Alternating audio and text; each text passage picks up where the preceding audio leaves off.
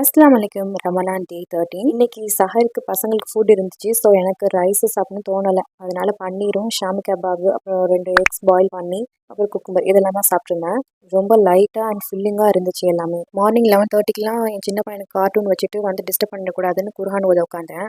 ஒரு 4 லைன் தான் முடித்தேன், அதுக்குள்ளே வந்துட்டான். கிட்ஸ் வச்சிருக்க அம்மாக்கள் நிறைய பேர் ரிலேட் பண்ணுவீங்க. நம்ம தொழுகைக்கோ குர்ஆன் ஓதுறதுக்கோ வந்து உட்காந்தா தான் பசங்களுக்கு ஏதாவது தேவைப்படும். சில நேரம் நினைப்பேன், இவங்க இன்னும் கொஞ்சம் பெரியவங்களா இருந்தால் நல்லா இருக்குமேன்னு. அமைதியாக என் இபாதத் பண்ணிக்கலாம்னு தோணும். பட் அதே நேரம் இந்த சின்ன சின்ன அடம் பிடிக்கிறது, என்னை சுற்றி ஓடுறது, அம்மா அம்மான்னு கூப்பிடுறது, இது கூட அல்லாஹ் கொடுத்த ஒரு நியாமத்து தானே.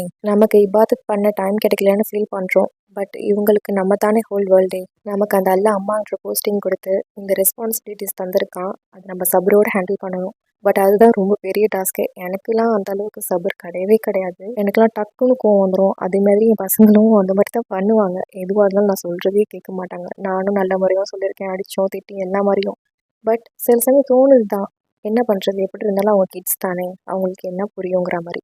அதே சமயம் நமக்கு டயர்டாக இருக்கும்போது நம்மளால அதை சபரை ஹேண்டில் பண்ணவே முடியல.